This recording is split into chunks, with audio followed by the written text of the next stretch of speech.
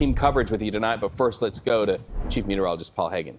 Yeah, two threats that we've been tracking throughout the evening, the wind damage potential and flooding. And so we'll start with the flooding with flood warnings in effect across pretty much the entire Bay Area. The exception is Solano County because you get your advisories from a different National Weather Service office, and that office hasn't issued any of those warnings. But everybody else, urban and small stream flood warnings continuing until at least 12:45. Could be expanded even beyond that. Zooming in on First Alert Doppler, still heavy rain falling over much of the North Bay, especially Napa County, extending over into Solano County, while parts of Sonoma and Marin counties getting a chance to dry out for a little while. There are pockets of heavy rain around San Francisco and down the peninsula. Same thing across the bay into Oakland. Inland in the East Bay, another gap in the rain. So it's not as widespread as it was around 4:30, 5 o'clock this evening. The gap in the action is continuing in San Jose, but there is more rain moving up over the Santa Cruz Mountains, and eventually some of that is going to make its way into the Santa Clara Valley. This batch of rain is getting a little bit of a nudge from the parent storm system, so we are going to catch a break for much of the overnight hours, about 1 a.m. through about 5 a.m., but the flood watch continues through 4 p.m. Thursday, because we are going to get more bands of rain on top of what we've already picked up. The strongest winds we're experiencing with the storm system are happening basically right now. 36-mile-an-hour sustained winds at SFO, gusting to 53 miles an hour, but in fact, the strongest winds are likely in the rearview mirror. We've had numerous wind gusts that approach 60 miles an hour. The high wind watch continues through 10 a.m. Thursday. Wind still could be a factor for the morning commute along with that additional rain. We'll track them both on Futurecast in just a few minutes. All right, Paul, thank you so much. All right, some heartbreaking news to share tonight. The storm has turned deadly in Sonoma County after a redwood tree fell into a home, killing an infant inside. Authorities say this happened on Joy Road around 5:30 this evening. The fire chief, who was one of the first people on the scene, says it hit close to home for a lot of first responders. Anytime you have a situation like this, especially with a child, everybody's emotions are a lot higher. A lot of the people in our fire department have kids that age. This is probably up there with 19, some of the storms 20, 30 years ago, with the amount of trees down. It's an unthinkable tragedy. Authorities say the parents inside the home did not suffer any injuries themselves. Well, the wind has been knocking down power across the Bay Area tonight, and Makovec is here with new numbers from PG&E. And we just got an update before 11 o'clock. More than 99,000 homes and businesses are without power in the Bay Area. Here's a live look at the PG&E outage map. The hardest hit area there on the peninsula, with more than 41,000 homes out of power. That is followed by the North Bay. And you can type in any address on PG&E's website to find out the current status. Most of this caused by falling power lines or trees that have fallen into lines. And some of the outages in the North Bay, check it out, caused by this sparking power lines. It looks like some transformers blew. This was in San Rafael. Live voltage wires then came down on Canal Street, and at one point the city issued a shelter-in-place order while they worked to clear the road. The power in that area expected to come back on sometime tomorrow. And as for the rest of the outages, PG&E says their next comprehensive update will be at 4:45 tomorrow morning. Read and Liz. All right, Ann, thank you so much. A man is recovering tonight after slipping and falling into a creek in San Jose. City officials have been warning people, especially the unhoused who live nearby, to stay away due to the high floodwaters. so reporter Len Ramirez joins us once again live from San Jose with more on that dramatic rescue. People stepped in, put their own lives on the line to pull one life out of those waters, Len.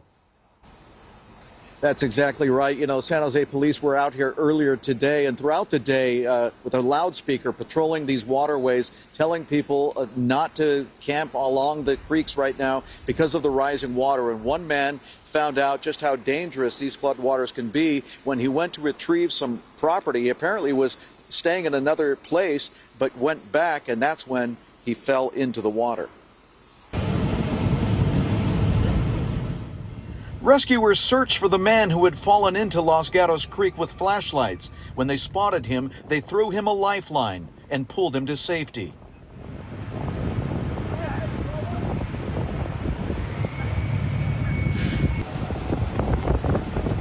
It happened just below the Bascom Street Bridge, where the banks of the creek are steep and dangerous. The man was apparently exhausted from his time in the frigid water and was helped to his feet by a San Jose firefighter.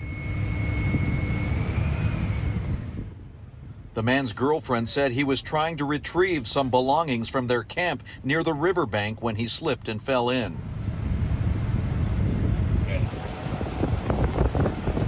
First responders took only a few minutes to bring him to safety. How you doing, sir? Oh, man, bad night, man. What happened? What happened? Slipped and fell. That man very lucky to be alive tonight, lucky that first responders were able to get out there so quickly and then find him because it was pitch dark below the bridge where that happened. It happened basically at Bascom Avenue, where it crosses over the Los Gatos Creek. You know, the winds and the rain have continued to fall here in San Jose. Fortunately for that man, it worked out okay. For others, it could be more danger, and so San Jose police will continue their patrols to try and warn people to get out to safety. You know, there's free bus rides being offered by VTA to get to some warming centers that have been set up at community centers in San Jose, including the Roosevelt Community Center in downtown and the Seven Trees Community Center near Coyote Creek. That's it from San Jose. Back to you. Wow. Thank you, Len, for bringing us that story. We're glad that man is okay, and our thoughts with so many who are still out there tonight. Yeah, luckily the first responders were able to get him out so quickly.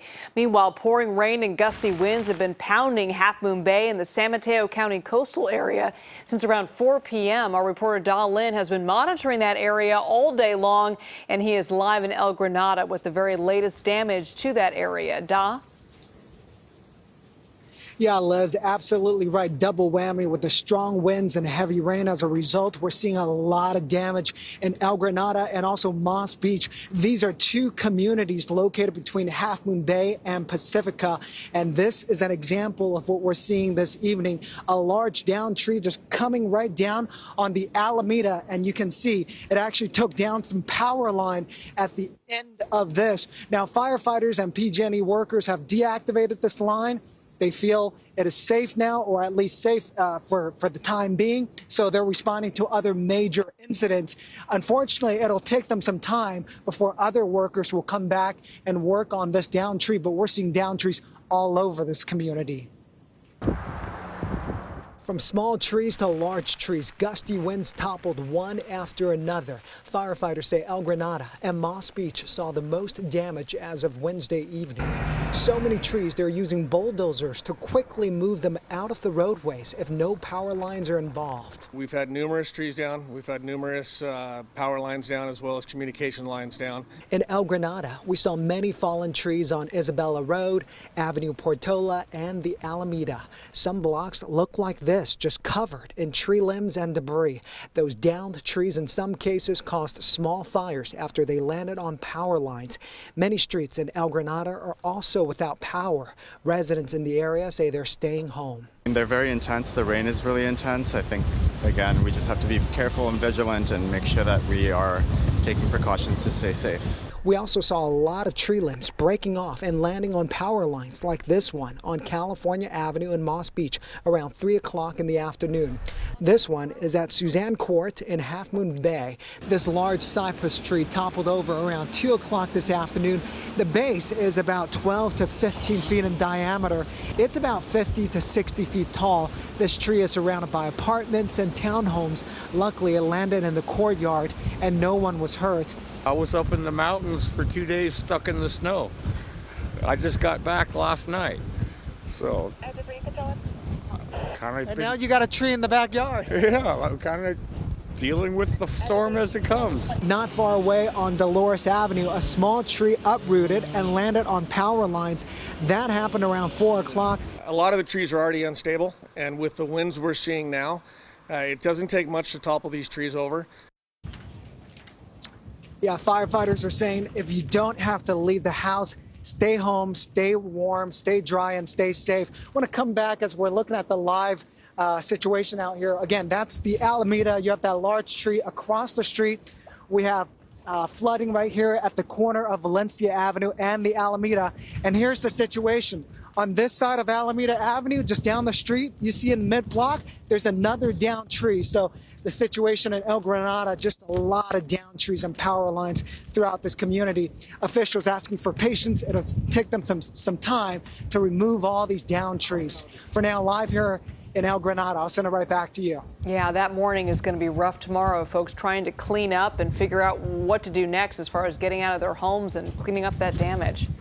Dawn, wrapping up a whole day of coverage. Thank you so much.